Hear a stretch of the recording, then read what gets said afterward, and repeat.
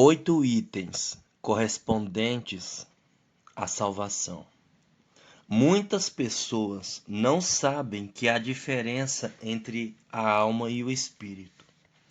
Mas a Bíblia diz que a palavra de Deus é tão penetrante que divide a alma e o espírito. Hebreus capítulo 4, versículo 12a.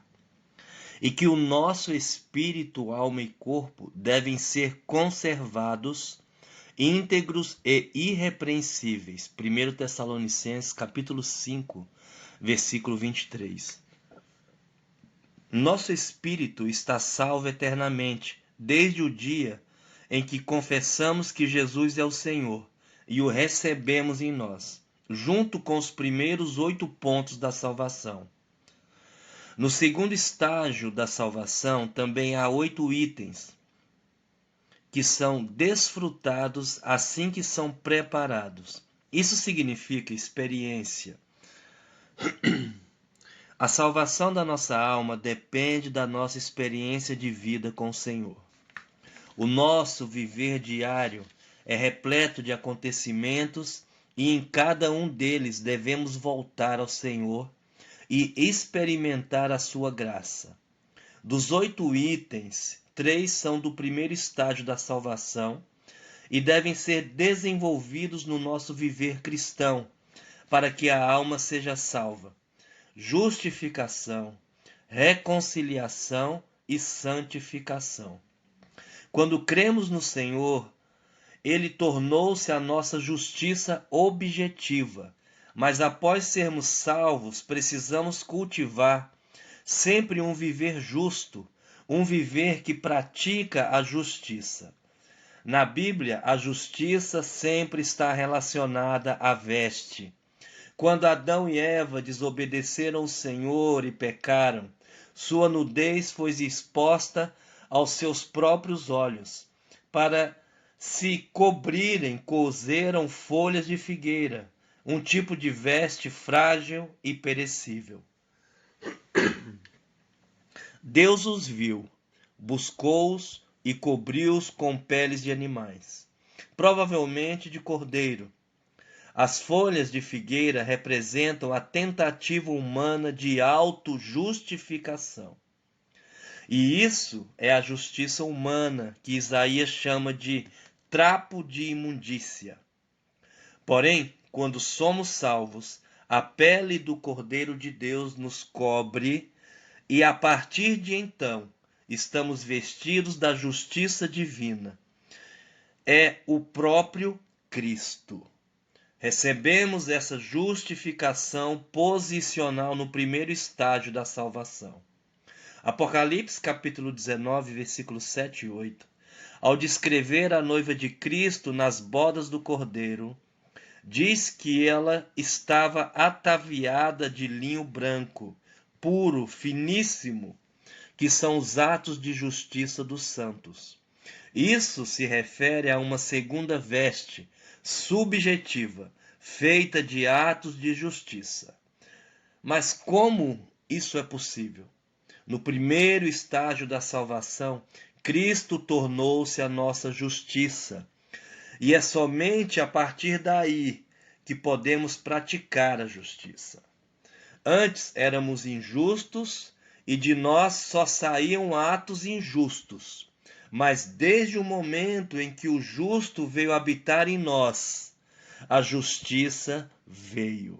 E agora podemos praticar atos de justiça, bastando para isso permanecermos unidos ao Senhor. Basta permanecer no Espírito. O Salmo 45, 13 e 14 retrata muito claramente as duas vestes de justiça. Para estar no interior do palácio real, a filha do rei deve usar uma veste de honra, recamada de ouro. Contudo, para entrar na presença do rei, ela deve usar outra veste bordada. A primeira veste que qualifica os filhos de Deus a viverem em sua casa é Cristo, como a nossa justiça, que recebemos no primeiro estágio da salvação.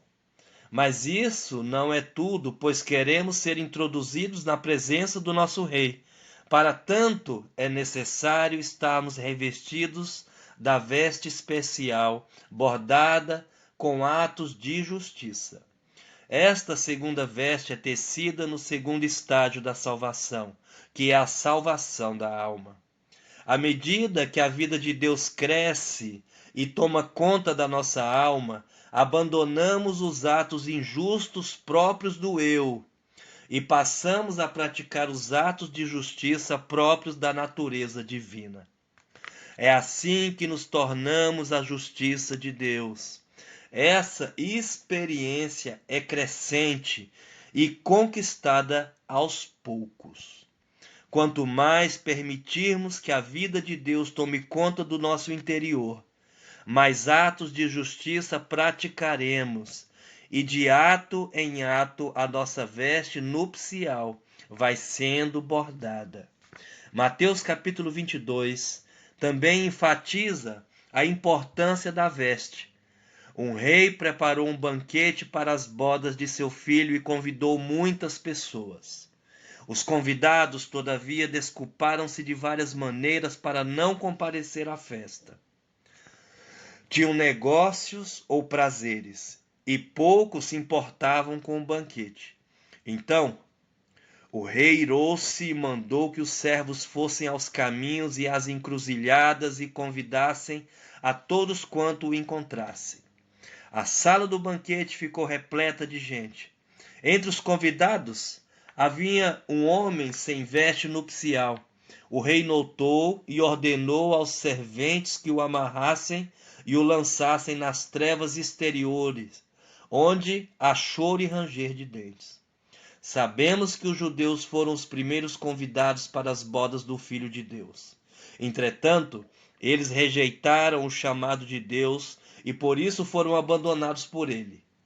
Deus então veio chamar-nos e, graças à rejeição dos judeus, nós, os gentios, recebemos a salvação que nos permite participar das bodas do Cordeiro. Mas há uma exigência para entrar na festa. A veste nupcial, essa veste é a justiça subjetiva, ou seja, são os atos de justiça praticados por nós durante nossa vida. A confecção dessa veste está sob nossa responsabilidade. Se queremos praticar as bodas, é tempo de preparar a veste nupcial. É tempo de agir com justiça. É tempo de viver unido ao Senhor Jesus, nossa justiça. Santificação é o segundo item que experimentamos no segundo estágio da salvação. Quando fomos salvos, o Senhor Jesus nos santificou. Isto é, separou-nos para Deus. Essa santificação corresponde a uma mudança de posição. Antes estávamos no mundo sob o império das trevas, mas Deus libertou-nos, trazendo-nos para o reino do Filho do seu amor. Mudamos de posição, porém, ao prosseguirmos na experiência da salvação da alma, a santificação continua, e dessa vez ela deve ser cumprida por nós. Não pertencemos mais ao mundo, e sim pertencemos ao Senhor. Portanto, a nossa disposição é não mais sermos misturados com as coisas do mundo. Ainda vivemos no mundo, mas estamos sendo separados do mundo dia após dia. Nosso coração pertence ao Senhor e a nossa alma quer buscar as coisas lá do alto, mas as que são aqui da terra, nós não queremos buscar. Esse deve ser a nossa prática diária, porque todo o nosso dia somos cercados por diferentes situações, e em cada uma delas precisamos voltar-nos ao Senhor, buscar a sua comunhão, buscar a sua presença e buscar a sua direção. Desse modo, Deus que é santo será mais acrescentado a nós. Isso é o exercício da santificação.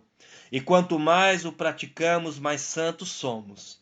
Começamos a buscar o Senhor logo pela manhã, pois queremos vê-lo face a face. Queremos ouvir a sua voz e abrir o nosso coração a Ele. A nossa vida de oração é fundamental para a salvação da alma, porque nos leva a ter mais intimidade com o Senhor Jesus. O terceiro ponto é a reconciliação. Sim, fomos reconciliados com Deus, como está escrito em 2 Coríntios, capítulo 5, versículo 18. Ora, tudo provém de Deus, que nos reconciliou consigo mesmo por meio de Cristo e nos deu o ministério da reconciliação.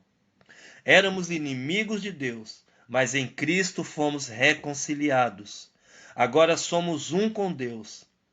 Na primeira etapa da salvação, fomos reconciliados para nos tornar filhos de Deus. Na segunda etapa, a reconciliação ela progride. Precisamos ser reconciliados com Deus para servi-lo. 2 Coríntios capítulo 5, versículo 18b e 19b dizem respectivamente: E nos deu o ministério da reconciliação, e nos confiou a palavra da reconciliação. Cristo reconciliou-nos com Deus para sermos seus filhos e nos confiou o ministério da reconciliação, que quer dizer que, após nos tornarmos seus filhos, devemos servi-lo, levando a palavra da reconciliação a todos os homens, quer sejam ou não filhos de Deus. De sorte que somos embaixadores em nome de Cristo, como se Deus exortasse por nosso intermédio. Em nome de Cristo, pois, rogamos que vos reconcilieis com Deus. A palavra da reconciliação foi-nos entregue para chamarmos as pessoas a fim de que se tornem filhos de Deus, e para chamarmos os filhos de Deus a fim de que sirvam a Deus. É somente servindo a Deus conforme a sua vontade que podemos agradá-lo. O Senhor nos salvou e nos colocou na igreja para podermos servi-lo. O Senhor revelou-nos a sua igreja a fim de irmos pregar o evangelho aos que não creem e levar a revelação da base da unidade a todos os cristãos. Isso é ser embaixador em nome de Cristo, um representante de Cristo, anunciando a vontade divina a todos os homens. Mas Paulo, em 2 Coríntios, capítulo 5, versículo 20, acrescenta mais um aspecto da reconciliação. Rogamos que vos reconcilieis com Deus. É como se o apóstolo nos exortasse. Sim, já se reconciliaram uma vez e tornaram-se filhos de Deus. Depois se tornaram servos de Deus. Mas ainda é necessário mais uma reconciliação. A reconciliação de quem vive aos pés do Senhor Jesus para ouvi-lo. Muitas vezes somos como Marta. Quando começamos a servir, não paramos mais. Corremos de um lado para o outro sem descanso. E quando vemos Maria assentada, desfrutando o falar do Senhor, irritamo-nos e condenamos tal atitude de descanso. O Senhor não reprovou o serviço de Maria, porque servindo ela provava que estava reconciliada com o Senhor, mas faltava-lhe a reconciliação mais íntima, a que levou Maria a deixar tudo de lado para sentar-se e ouvir as palavras maravilhosas do Senhor. Essa experiência também precisa ser nossa. A melhor porção é ter comunhão íntima com o Senhor Jesus, deixando de lado todos os afazeres, deixando de lado todas as preocupações, deixando de lado todos os desejos, sucessos, fracassos, enfim. Por amor ao nosso amado Senhor, abandonamos tudo, gastamos o melhor tempo com Ele. Sem dúvida, o nosso horário mais nobre, mais reservado para nosso próprio deleite, é de manhã quando acordamos. É justamente pela manhã, quando o dia começa, que devemos buscar a face de Deus. Essa comunhão é chamada de oração. No conceito popular, oração é pedir coisas a Deus. Na verdade, se temos a prática de ir ao Senhor, nem precisamos pedir-lhe nada, porque Ele sabe de todas as nossas necessidades. No Evangelho de Lucas, o Senhor Jesus disse que devemos ser como a viúva que importunava sem cessar o juiz iníquo, porque o Senhor disse para insistirmos tanto nos nossos pedidos se Ele já conhece tudo. Para que insistirmos? O Senhor realmente conhece tudo e sabe que geralmente só vamos à sua presença quando temos necessidades. Insistir, buscar, pedir, bater é a maneira de nos ajudar a correr atrás do Senhor, até o dia em que o buscaremos, não para resolver nossos problemas, mas tão somente para desfrutar sua amável presença. Jesus te abençoe.